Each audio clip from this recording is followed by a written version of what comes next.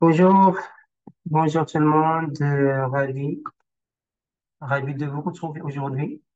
Donc, je vais partager avec vous des questions qu'on peut trouver lors d'une entrevue pour les enseignants, entre parenthèses, pour les enseignants au Canada. Donc, je vais essayer de partager l'écran pour que vous puissiez voir en même temps avec moi ce que je lis et j'essaierai de temps en temps à expliquer ce qu'on peut, ce que je peux expliquer bien sûr, ce que je peux partager comme idée, comme une expérience. Et j'ai une petite humble expérience à partager avec vous.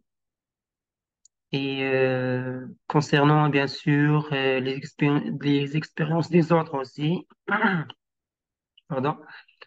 Donc, je vais partager avec vous mon expérience et les expériences des autres enseignants et enseignantes et ce qu'ils me racontaient quand je leur ai rencontré, soit dans le salon du personnel ou bien en classe, en individualité, en tête à tête. Bon, pour entrer plus au détail, donc, je vais essayer de partager l'écran avec vous. Donc, donnez-moi juste une minute. Donc, partager l'écran, partager l'audio aussi. Donc, partager l'audio. Mhm. OK. Partager l'audio et partager l'écran. OK. En connexion. OK, ça. Donc, excusez-moi. Bon, voilà. Donc, comme vous voyez,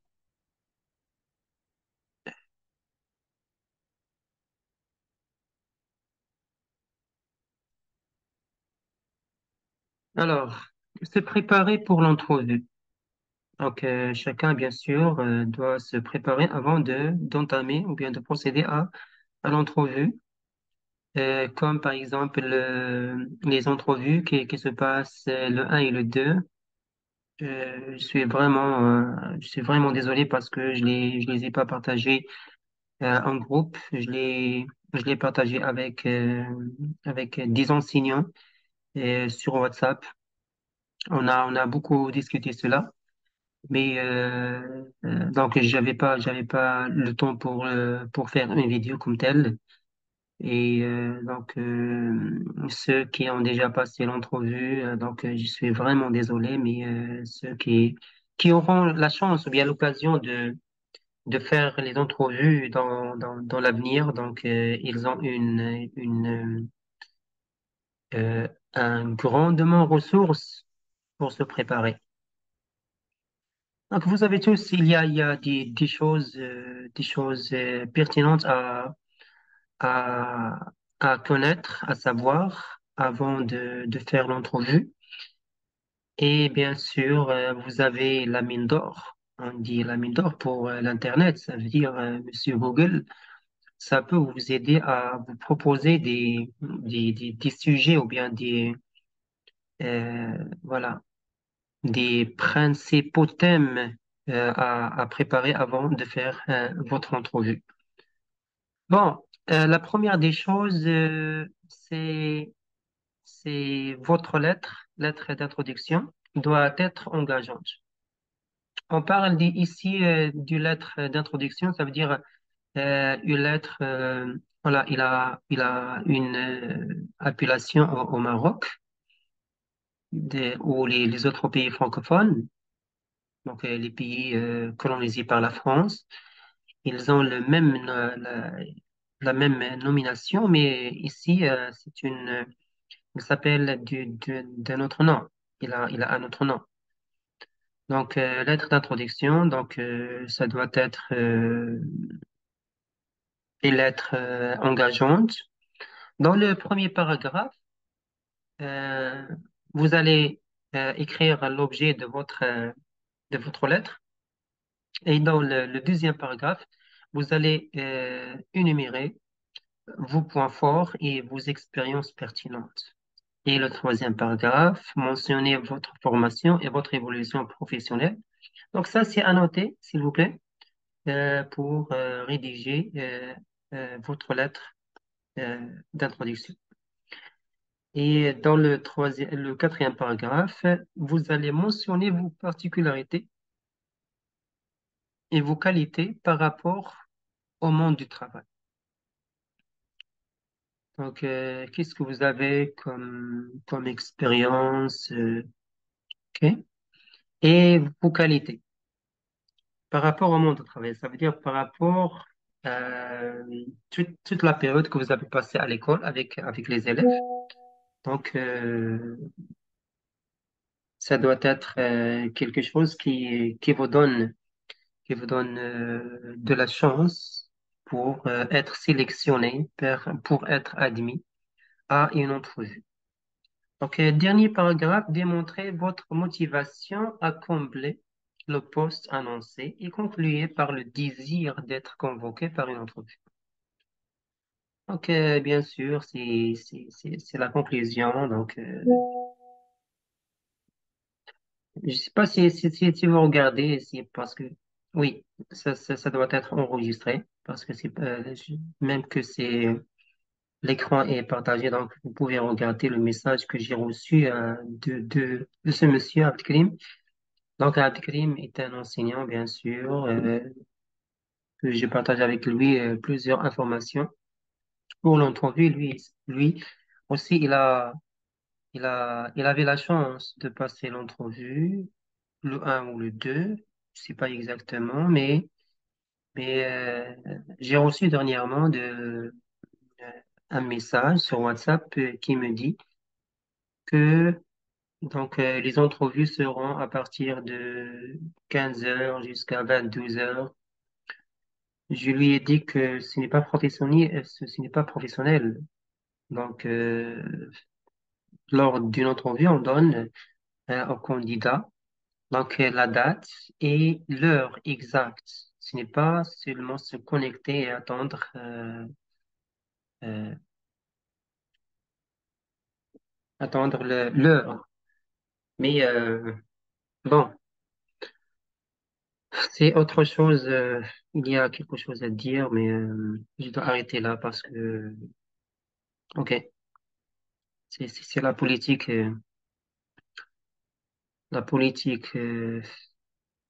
du travail. Tu dois pas dire tout ce qu'on peut dire, mais tu dois arrêter. Euh, Comme on dit en arabe, donc les explications qui sont claires, c'est seulement pour des rumeurs. Ce n'est pas. Ok, ça devient des rumeurs. Bon, bon. فتح شرح الواضحات من الموضحات. Donc, votre lettre doit être limitée à une page. Donc, tu ne dois pas écrire plus d'une page. Donc, évitez des choses ennuyeuses sur votre CV. Pour le CV, donc,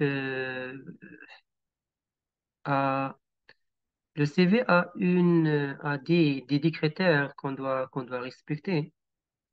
On ne doit pas écrire tout et comment, par exemple, on doit écrire les verbes dans telle façon. OK. Donc, les employeurs veulent savoir ce qui vous rend unique et comment vous ajouterez de la valeur à la communauté scolaire. Soyez direct, concis et utilisez le verbe actif pour décrire vos réalisations. Toujours, toujours ici, les verbes seront à l'infinitif.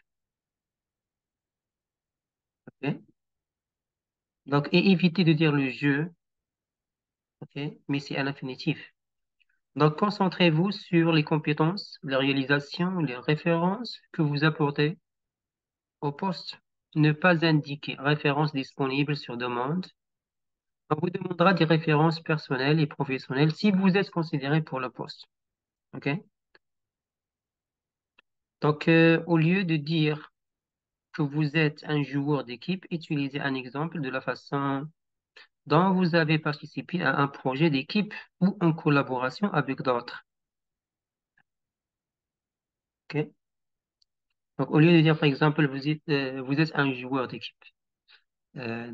Au CV, tu dis, euh, je suis joueur d'é- d'équipe telle ou telle. Mais au lieu de ça, tu peux dire jouer avec l'équipe et tu mentionnes le nom. Avec l'équipe Nahda, par exemple. Nahda Barkan, Nahda Slawiya, Nahda. OK? Et tu écris la date. C'est comme notre CV, notre CV au Maroc. C'est le même exemple, juste à modifier quelque chose.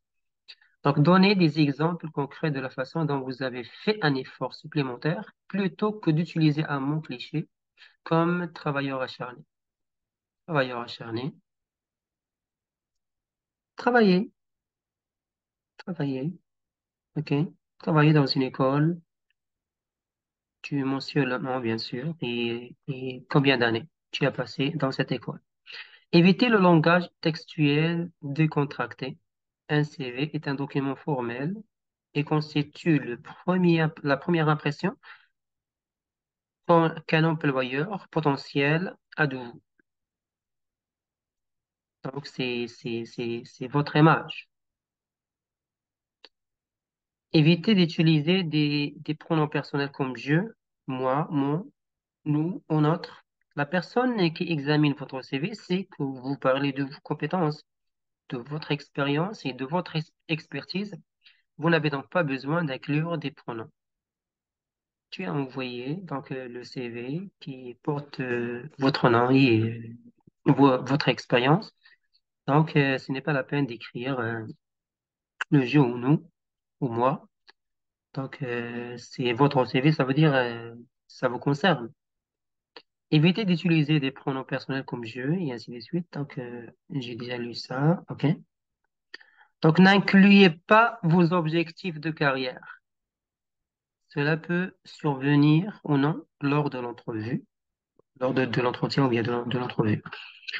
Activités parascolaires incluses uniquement si ces activités sont liées à l'emploi pour lequel vous postulez. Toi, par exemple, tu postules pour le poste d'un enseignant. Donc, à ne pas ajouter d'autres activités que tu fais qui n'est pas lié à l'enseignement. OK? Par exemple, le week-end, tu fais par exemple le secourisme, par exemple. Tu as un certificat par exemple,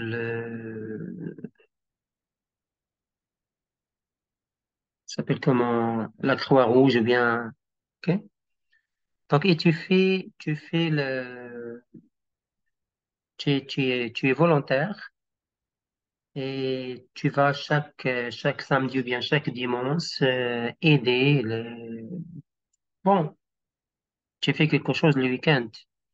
Donc, cette activité-là, ce n'est pas lié au poste sur lequel tu postules. Tu as postulé pour passer l'entrevue.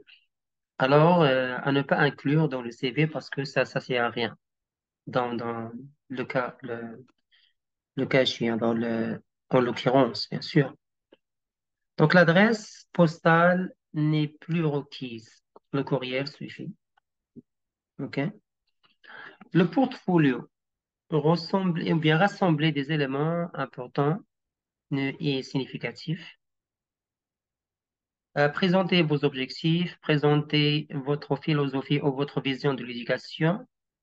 C'est quoi votre vision pour l'éducation? Parlez de votre plan de croissance professionnelle, auto-évaluer sa pratique professionnelle, présentez votre modèle de gestion de classe, identifier des stratégies d'enseignement ou des approches pédagogiques, présentez un ou plusieurs exemples de plans de cours, présentez le matériel pédagogique que vous avez créé, parler de vos talents ou compétences. Notez bien que votre portfolio doit être en valeur vos compétences, vos talents, vos qualités d'enseignant et vos réalisations. Avant l'entrevue, quelques éléments à prendre en compte. Donc, parlez de vous en termes de compétences. Tenez compte de vos valeurs personnelles. Indiquez ce que vous devez améliorer, limites et faiblesses, sans sous-estimer vos capacités. Donc, parlez de vos traits de personnalité et de vos qualités. Renseignez-vous sur le conseil scolaire et l'école. Consultez leur site en ligne. Dans le cas des entrevues qui se passent actuellement au Maroc, bon, ce n'est pas évident de vous renseigner sur une école parce que ce n'est pas l'école qui vous a choisi pour passer cette entrevue, mais donc c'est l'organisme. C'est l'organisme qui est responsable des écoles. Ça veut dire la commission scolaire. La commission scolaire, c'est un organisme qui est responsable des écoles. Donc, c'est comme NIEBA, NIEBA عندنا في المغرب. Donc, NIEBA, c'est un organisme, un département qui est le responsable des écoles. Donc, c'est comme ici. Donc, chaque commission scolaire est responsable d'un certain nombre de, d'écoles.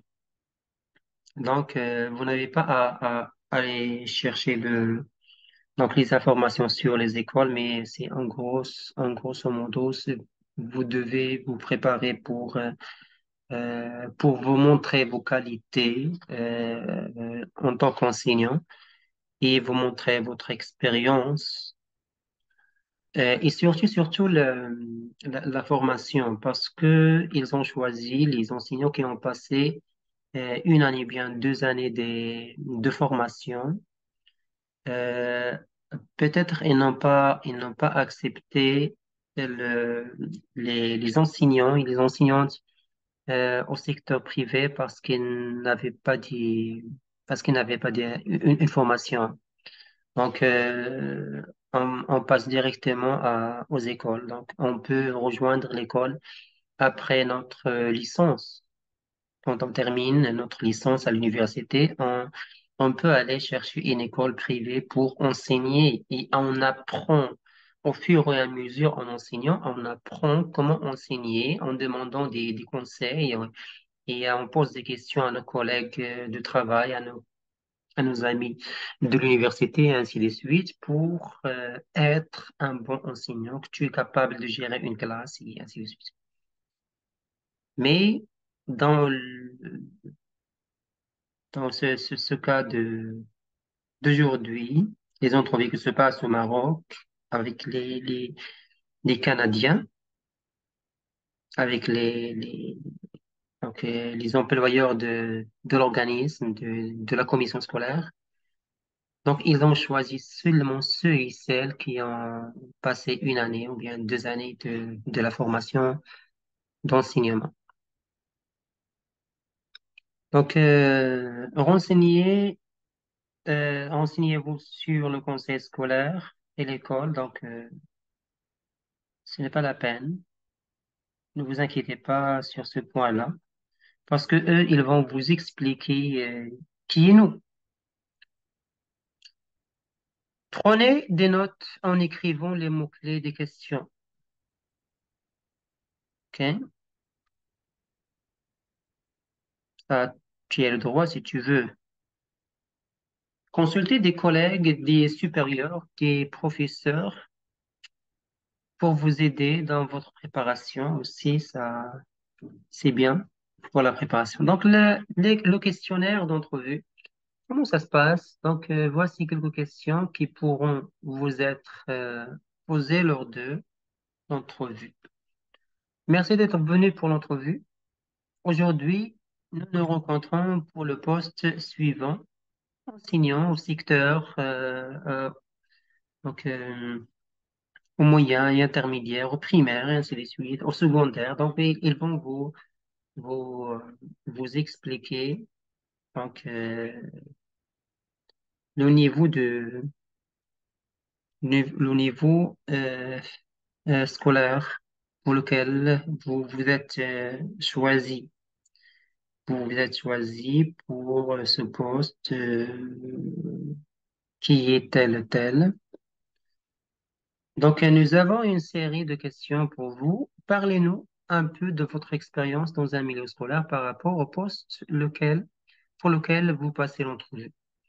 Donc, ici, tu dois parler de votre expérience et n'oublie rien.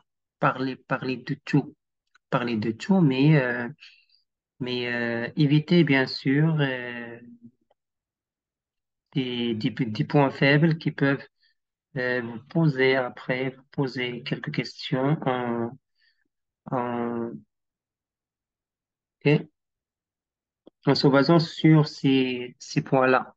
Donc, faites attention. Donc, cette question est pour vous détendre. Rapportez-vous à la question 1 pour une réponse possible. Soyez bref et pertinent.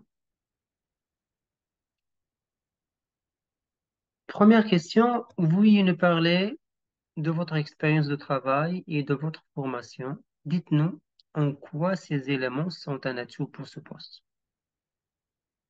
Donc, tu vas maintenant parler de ton expérience et de ta formation. Donc, tu vas commencer par la formation à l'université. Donc, c'était quoi ta formation? OK. Et bien sûr, il y a des modules que tu as étudiés à l'université que tu ne dois pas occulter ou bien négliger. Par exemple, la psychopédagogie. Donc, on a étudié la psychopédagogie à la troisième année en sixième semestre. Donc ici, tu ne dois pas l'occulter, tu ne dois pas le mépriser. Tu dois vraiment parler de cela parce que c'est une formation et qui est là euh, à ce qui après, à ce qui va venir après. OK? Donc, je ne dois pas occulter cette formation-là, mais tu dois parler beaucoup de ta formation d'une année. Cette formation de l'enseignement, tu dois donc parler largement. Les réponses varient en fonction de votre propre expérience. Il est important que vous mentionnez une expérience liée au poste pour lequel vous postulez. Coaching, travail avec le public, travail bénévole, toute expérience de travail qui implique travailler avec des enfants, des adolescents, le public. N'oubliez pas de le rendre court et pertinent. Pas de diarrhée verbale. Donc, parlez en aisance. Ok. Deuxième question, catholicité et francophonie. N'oubliez pas que les deux conseils d'embauche en ce moment sont les catholiques français et les planches catholiques anglaises. Bon, cette question, vraiment, ce n'est pas pour vous, ce n'est pas pour les Marocains, mais pour les enseignants qui ont fait une formation à l'enseignement ici au Canada, parce qu'ils savent déjà qu'il y a deux organismes, donc deux conseils, donc ils ont changé le nom. Ils étaient commission scolaire, maintenant ils deviennent conseil scolaire. OK? Donc c'est le même nom, même principe. Catholique, il y a des écoles catholiques et des écoles publiques, des écoles publiques. Donc, si quelqu'un entre dans votre classe, comment cette personne saura-t-elle que vous êtes enseignante dans une école catholique? Donc, ça, ce n'est pas à vous, ce n'est pas pour vous. Si quelqu'un entre dans votre classe, comment cette personne saura-t-elle que vous êtes enseignante dans une école francophone? Comment il l'est? Il sait. Comment il sait que c'est une école francophone? Premièrement, il est venu dans une école francophone. Il a déjà une idée, OK? Mais dans ta classe, on parle francophonie. Il voit tout ce qui est accroché au mur en français. Le tableau, comment est écrit la date, est écrite la date, comment, ce qui est écrit, c'est en langue française. Je parle en langue française avec les élèves, j'explique les leçons en français. Je dois arrêter chaque élève qui parle en anglais. OK. Je lui parle, celui qui va nous visiter. Donc, je lui parle en français aussi. Donc, ces deux questions concernent directement les deux commissions qui embauchent actuellement. Il n'est pas nécessaire de mentionner vos convictions religieuses dans votre réponse. Ah, parce que moi, je suis catholique et... Non, OK. Il n'est pas nécessaire de mentionner... Bon, euh, dans notre cas, on pose cette question parce qu'il y a des catholiques. Mais pour un musulman, il peut enseigner lui aussi. Mais tu dois enseigner avec objectivité la matière ou bien la discipline accordée à toi.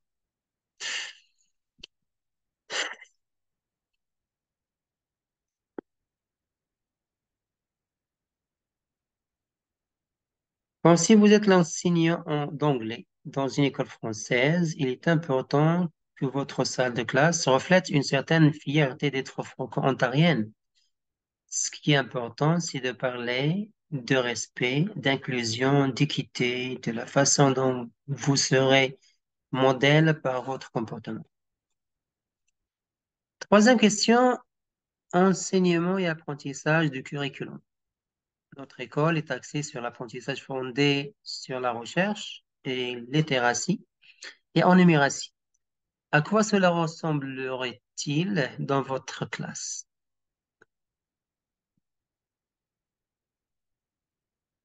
OK, maintenant c'est l'enseignement et l'apprentissage du curriculum.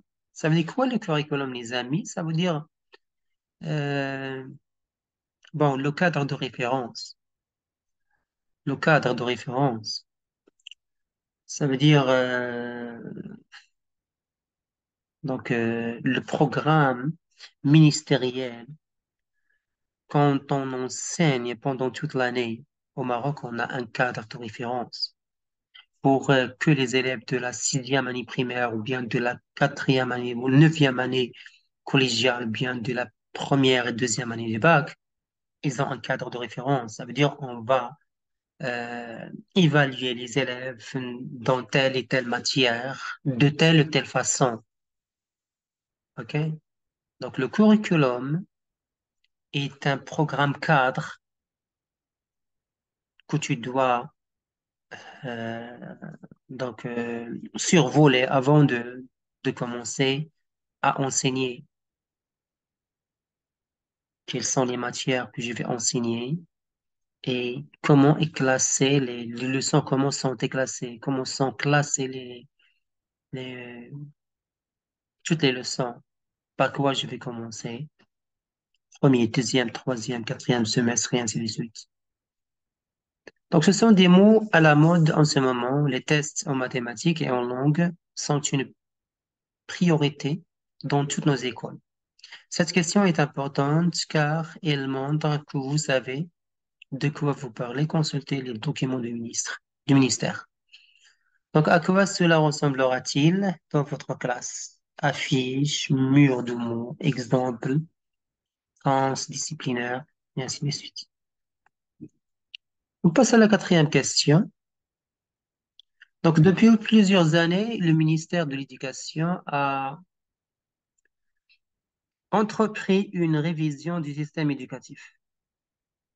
Pouvez-vous nous parler des principaux enjeux qui sont à l'étude afin d'améliorer la qualité du système éducatif? Donc, encore une fois, mot à la mode, éducation spéciale, études des Premières Nations. Donc, PEI, inclusion, réussite des élèves, donc l'école de la réussite. littératie, numératie, apprentissage pour tous, appréciation, évaluation, modification, différenciation, tout. OK? Quelques sites Internet, des documents à consulter. Plus vous en savez sur ces mots à la mode, mieux c'est. Cela signifie simplement que vous avez pris le temps de faire des recherches et que vous êtes au courant des derniers documents du ministère. Ce n'est pas une mauvaise idée de vérifier la page web du conseil scolaire auquel vous postulez. Ils ont également beaucoup d'informations sur leur site. Maintenant, ils parlent de la SUA. SUA. Oui, SUA. CUA. En bref, c'est quoi ça veut dire CUA? SUA, ça veut dire Conception universelle d'apprentissage. La conception universelle d'apprentissage. Il y a une différenciation entre le Québec et l'Ontario. Donc, le Québec, donc, il se base, bien, il se focalise sur les connaissances comme notre système. Système africain, système marocain, système, donc l'Afrique du Nord, l'Algérie, Tunisie, Maroc, et ainsi de suite. Donc, nous avons euh, un apprentissage de connaissances. À l'Ontario, non, c'est de compétences.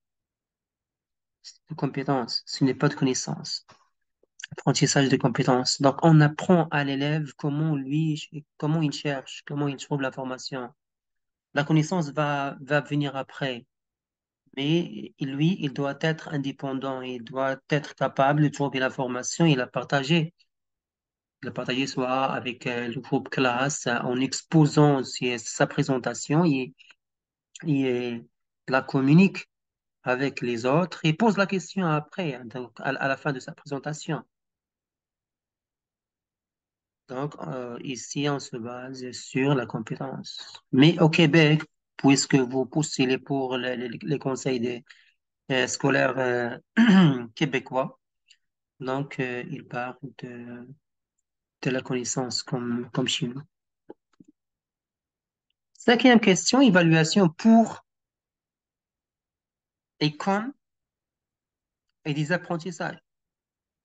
Donc, évaluation pour l'apprentissage, évaluation comme apprentissage et évaluation des apprentissages. Donc, comment mettriez-vous en œuvre l'évaluation pour, au fur et à mesure de l'apprentissage dans votre planification et votre évaluation? Évaluation pour l'apprentissage. L'évaluation au service de l'apprentissage implique que les enseignantes et les enseignants utilisent des preuves sur les connaissances, la compréhension et les compétences des élèves pour éclairer leur enseignement. Parfois appelée évaluation formative, elle se produit généralement tout au long du processus d'enseignement et d'apprentissage pour clarifier l'apprentissage et la compréhension des élèves. Donc ici, l'évaluation, l'objectif, c'est quoi? C'est l'apprentissage. Donc, je vais voir comment les élèves ont assimilé, ont compris les leçons que j'ai diffusées pendant toute la période d'1 ou 2 mois avant de faire l'évaluation. C'est une formation formative. Évaluation des apprentissages. Donc maintenant, je vais voir si les élèves, OK, ont appris. Évaluation des apprentissages. L'évaluation de l'apprentissage aide les enseignants et les enseignants à utiliser des preuves à l'apprentissage des élèves pour évaluer les résultats par rapport aux résultats et aux normes, parfois appelée évaluation formative. Elle se produit généralement à des moments clés définis au cours d'une unité de travail ou à la fin d'une unité, d'un trimestre ou d'un semestre. Il peut être utilisé pour classer ou noter les étudiants. L'efficacité de l'évaluation de l'apprentissage pour la notation ou le classement dépend de la validité et la fiabilité des activités. Son efficacité en tant qu'opportunité d'apprentissage dépend de la nature et de la qualité de la rétroaction. Et enfin, c'est l'évaluation comme apprentissage. Donc, l'évaluation même, le questionnaire que tu as mis, le texte et ainsi de suite, soit en maths ou bien en français ou bien en autre langue, autre matière, études sociales et tout. Donc, l'évaluation en soi est un apprentissage. Comme apprentissage, l'évaluation en tant qu'apprentissage se produit lorsque l'élève ou bien les élèves sont leur progrès, sont leur propre évaluateur. Donc, les élèves surveillent leur propre apprentissage, posent des questions, et utilisent une gamme de stratégies pour décider ce qu'ils savent et peuvent faire et comment utiliser l'évaluation pour un nouvel apprentissage. Cinquième question, bien sixième question, évaluation pour, comme, donc c'est la suite. Consulter les sites web, il contient de nombreuses informations. C'est une question importante car il a le potentiel d'impliquer les parents. Rien ne préoccupe plus un parent que l'évaluation de son enfant. Donc, rappelez-vous les mots clés réussite de toutes et tous, et vous n'aurez aucun problème avec cette question. Voilà. Parce que tu fais tout pour l'élève. Donc, tu fais tout pour sa réussite. Sixième question, pour répondre aux besoins particuliers des élèves ayant des troubles d'apprentissage, vous aurez à travailler en équipe avec la direction, l'enseignant ressources et les spécialistes orthophonistes, psychologues et travailleurs sociaux. Selon vous, quel sera votre rôle dans cette équipe? Toi, c'est toi, tu es le noyau. Toi, tu es le tout. Donc, tous ces participants, ils viennent pour te voir, pour te demander comment est l'élève dans ta classe. Donc, c'est toi, tu es le centre de, de tous ces participants. Votre rôle est très important, ne le sous-estimez pas. C'est vous qui traitez l'étudiant au jour le jour. Il est devant toi chaque jour. En tant qu'enseignante ou enseignant, vous identifierez et documenterez les besoins de l'élève. Communiquez avec les parents, l'enseignant ressources, la direction de l'école, participez aux réunions avec l'équipe de réussite scolaire de l'école. Donc, je fais toutes ces tâches-là. Et la septième question, vous constatez qu'un de vos bons élèves connaît depuis quelques semaines des difficultés scolaires et sociales. Mhm. Donc, ils se sont changés. Qu'allez-vous faire pour aider cet étudiant, cet élève? Encore une fois, votre rôle est important car vous avez mis en place un profil de classe et un profil d'étudiant. Donc, tu es le profil de ta classe, tu es le profil de chaque étudiant. Tu connais chaque étudiant en soi. Donc, si tu vois un changement, donc c'est toi que tu vas procéder le premier. Tu vas commencer à résoudre ou bien à solutionner le problème dans lequel il est à ce moment-là. Si le travail ou le comportement de cet élève est inhabituel, vous devez faire ce qui suit.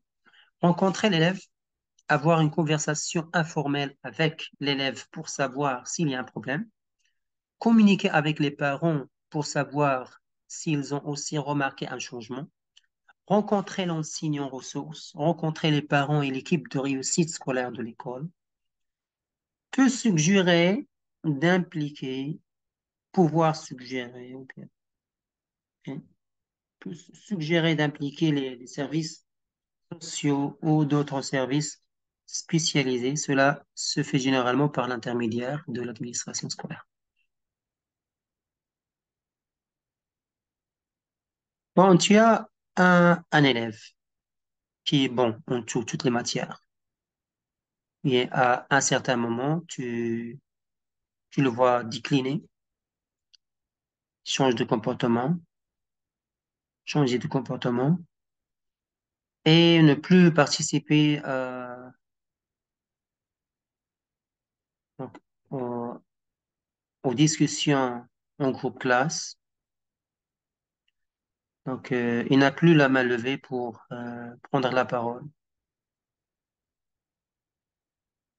Tu lui donnes la parole, il ne veut pas participer, il est distrait, il est égaré. Donc, c'est à toi de commencer maintenant de solutionner le problème, de savoir c'est quoi son problème.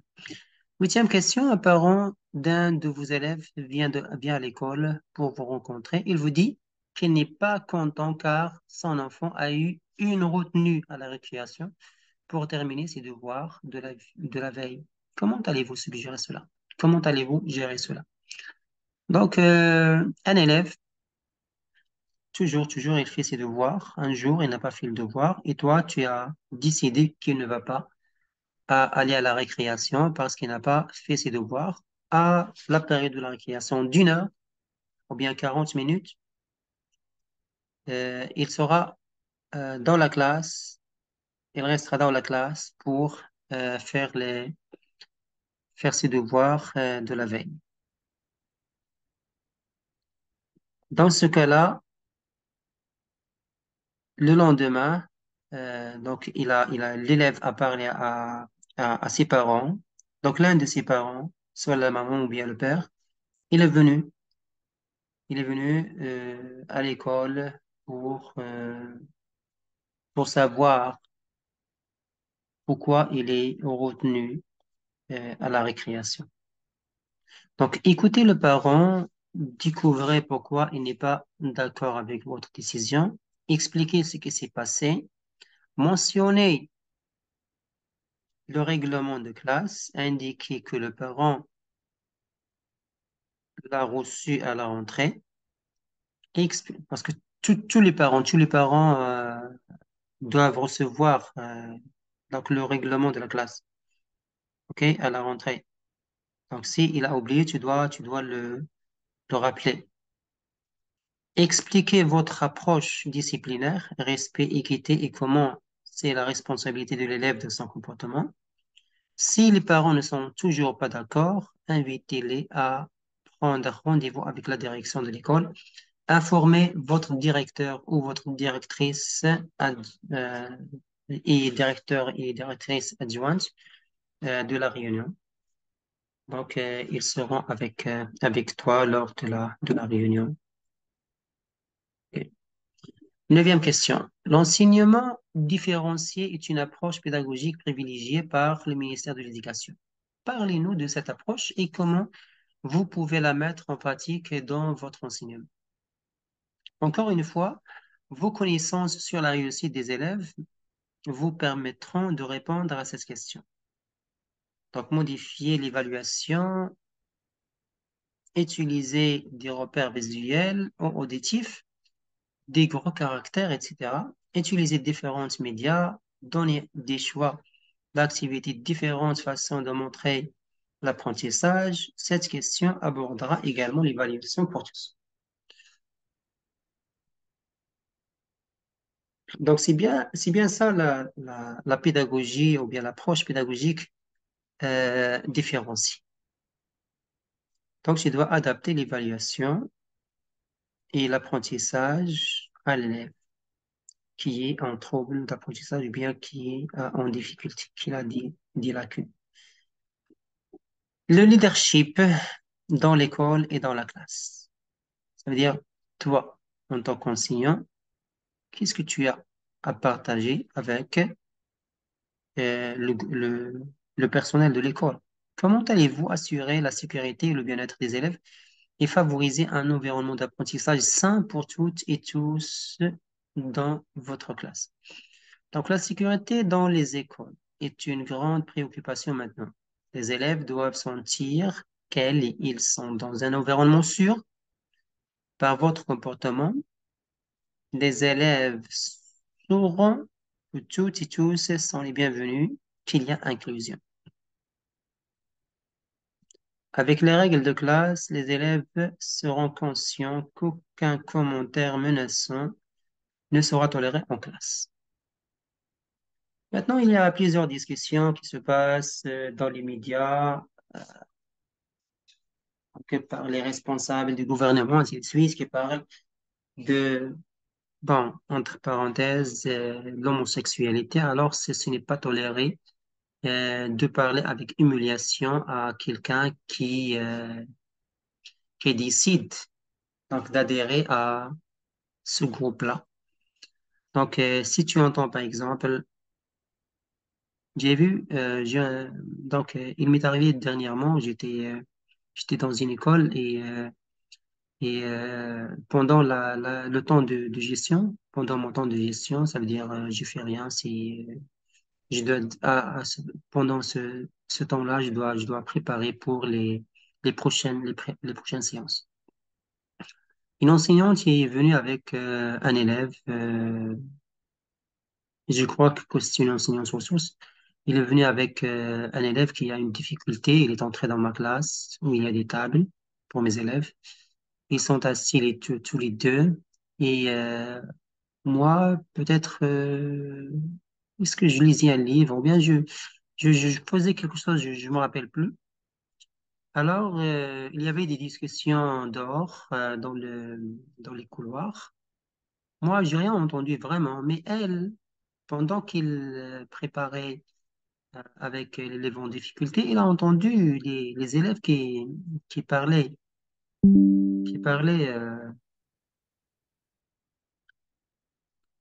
dehors. Et il a grondé. Et pour les élèves, vous n'avez pas le droit de parler, vous n'avez pas le droit de dire des mots d'humiliation, comme ça, un commentaire, je ne me rappelle pas. Ça veut dire arrêter d'humilier les élèves qui ont choisi d'être des hommes, ou bien, comme ça. Donc, à savoir cela parce que vous allez venir à un pays qui accepte tous les associés dans ce pays-là et ils ont des droits. Donc, votre culture, votre tradition, la charge que vous venez avec. Donc, peut-être vous allez avoir un choc culturel et c'est à vous de décider après est-ce que vous êtes capable de rester malgré qu'il y a une différence ou bien diversité culturelle. Est-ce que tu vas accepter cela? Est-ce que tu vas,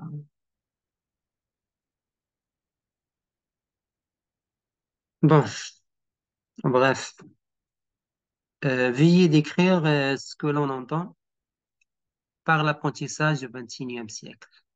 Donc, l'apprentissage du 21e siècle, ça veut dire la nouvelle pédagogie. Ce n'est pas comme la pédagogie traditionnelle qu'on a eue au Maroc pendant notre enfance. Maintenant, c'est des choses qui ont entré maintenant dans le monde d'enseignement. Oui, la technologie est importante, mais ce n'est pas la seule chose qui définit l'apprenant du 21e siècle. Donc, le monde devient plus petit, il y a une ouverture sur le monde. Donc, tu dois savoir, c'est quoi l'apprentissage du 21e siècle.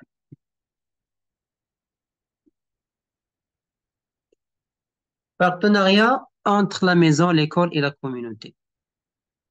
Quelle stratégie utiliseriez-vous pour informer et mobiliser le soutien des parents et de la communauté pour l'apprentissage des élèves dans votre classe? Donc, les réponses varieront, mais les directeurs d'école aiment entendre parler de bulletins d'information, de lettres de préoccupation et de félicitations, d'invitations aux parents lors de la journée d'e-carrière, d'appels téléphoniques et des courriels. La communication entre l'école et le parent est essentielle pour les impliquer dans l'apprentissage de leurs enfants. Un collègue vient vous voir dans votre classe pour se plaindre d'un autre collègue. Il vous informe qu'il arrive souvent en retard pour son devoir pendant la récréation. De plus, il constate qu'il n'est pas impliqué dans l'organisation des activités au sein de l'école. Comment allez-vous répondre à votre collègue? Donc, il vient chez toi et il parle d'un troisième collègue qui ne participe pas dans les activités au sein de l'école et qui vient en retard. Mais toi, en tant qu'enseignant, est-ce que tu vas entrer avec un fil blanc, comme on dit en arabe? Khayt weird. Comment tu vas entamer la conversation avec ce collègue-là, bien cette collègue. Mieux vaut ne pas s'en mêler. Cependant, voici certaines choses que vous pouvez faire. Lui suggérer de parler au collègue en question. Ce n'est pas ta question, hein. Ce n'est pas ton problème. Envoyez le collègue au code de déontologie des enseignements, des enseignantes et des enseignants de l'Ontario au code de déontologie du syndicat. Donc, suggérer qu'elle fasse part de ses préoccupations à l'administration de l'école. Donc, ce n'est pas toi. C'est l'école qui s'occupe de cela. Et, euh, et lui, il doit gérer la situation.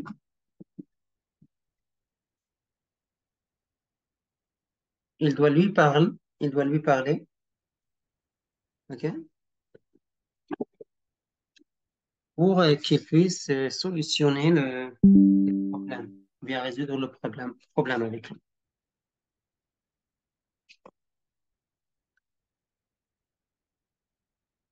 Et la quatorzième question, avez-vous des questions ou souhaitez-vous partager quelque chose que que nous ne vous avons pas demandé? Si tu as, par exemple, des talents à partager, oui. Moi, en tant qu'enseignant, je faisais le théâtre dans le conservatoire au Maroc. Et puis, est-ce que je suis capable, par exemple, est-ce que j'ai le droit d'animer des séances de théâtre au sein de l'école et ainsi de suite? Comme tel. OK. Mais à ne pas demander, ne pas demander sur le salaire et ne poser pas de questions inutiles. OK? Donc, merci d'être venu à cette entrevue. Vous serez contacté si le poste vous est proposé. À la fin de l'entrevue, pour certains conseils scolaires, il y a un test écrit pour évaluer les compétences linguistiques des candidats. Dans certains, mais la plupart ne le font pas. La plupart. Donc, c'était bien ça. Maintenant, avant de terminer la vidéo, je vais vous raconter une expérience qu'une enseignante africaine du Cameroun, elle me l'a raconté de sa bouche, bien sûr. Il m'a dit lors de l'entrevue, donc tout le personnel de l'organisme de conseil scolaire, c'était là, dans une école. La directrice, ce n'est pas une seule directrice de l'école, mais les directeurs, plusieurs directeurs et directrices qui assistent. Parce que peut-être toi, tu la veux pas, peut-être l'autre, il va le choisir pour des critères qu'il a besoin, par exemple, qu'il a envie d'avoir comme six critères que tu as dans sa classe. Bon, dans son école, je m'excuse. Bon, il m'a dit que lors de l'entrevue, donc j'ai commencé, donc il a commencé par se présenter. Bonjour, moi je suis Madame telle ou telle, et puis j'ai fait une formation d'enseignement à l'Université d'Ottawa et tout, et ainsi de suite. Blablabla. Et maintenant, on va commencer notre leçon qui s'intitule, il a commencé à écrire sur le tableau. Euh, donc, à un certain moment, il a dit pizza. Donc, une dame. Maintenant, regardez, ce n'est pas les directeurs, directrices, et le personnel de l'organisme. Ce sont vos élèves maintenant. Ce sont assis en tant qu'élèves. Ce ne sont pas les membres de personnel maintenant. Ce sont des élèves. Donc, tu dois réagir comme dans une classe. Donc, une dame a dit, il a dit pizza. Donc, qu'est-ce qu'il a fait, madame? Il a fait, donc, il lui a dit, écoute, moi, je dis pizza. Peut-être que ce n'est pas notre nourriture qu'on a au pays. On a d'autres nourritures, par exemple, et il a dit un mot. Est-ce que tu es capable de dire cela, par exemple? Donc, tu ne peux pas prononcer ce nom parce que c'est d'autres cultures. Moi, j'essaie de m'adapter, de dire ce mot pizza pour vous expliquer la leçon. Et pourquoi tu ris là? Les autres, ils rient et font tout. Donc, je suis sorti par une vision globale sur comment se passer à une entrevue. Donc, votre connaissance en tant qu'enseignant, ce que tu as appris depuis ton enfance jusqu'à devenir un enseignant, il veut pas ça. Il veut pas ça. Pourquoi? Parce que maintenant, si on cherche sur Google ou bien sûr des ressources données par sur le site du gouvernement, on trouve la leçon et l'explication et donc les exercices de pratique et les réponses. Donc, on n'a pas cassé la tête pour répondre comme chez nous, par exemple. On casse la tête, on trouve toute l'information par nous-mêmes. Non, toutes les ressources sont là pour toi. Mais on cherche quoi à l'école? On cherche la sécurité des élèves. On cherche comment tu gères ta classe.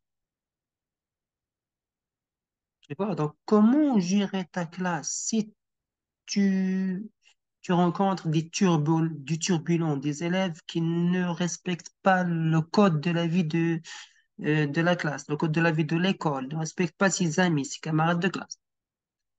Comment tu gères ta classe? Si tu es capable de gérer ta classe, tu vas avoir le poste. Donc, quand il est sorti, après une longue discussion comme ça, il m'a dit quand il est sorti, il a reçu un appel et il lui a dit bonjour, moi je suis la directrice d'un tel, tel. J'ai vraiment aimé ta personnalité, comment tu as réagi. Tel, tel, tel. Est-ce que non, c'est l'un des personnels qui lui a appelé pour lui expliquer qu'une directrice a aimé pour passer la voir et il a eu un rendez-vous avec elle et a eu le poste. Donc, comme ça, donc, merci les amis, merci pour votre attention. J'espère qu'il sera, euh, je sais pas où il va être enregistré. Donc, je mets fin à la vidéo. Donc, si vous avez des questions, vous pouvez les laisser en bas de la vidéo. Je vais essayer de répondre dans les prochaines vidéos. Merci et à très bientôt.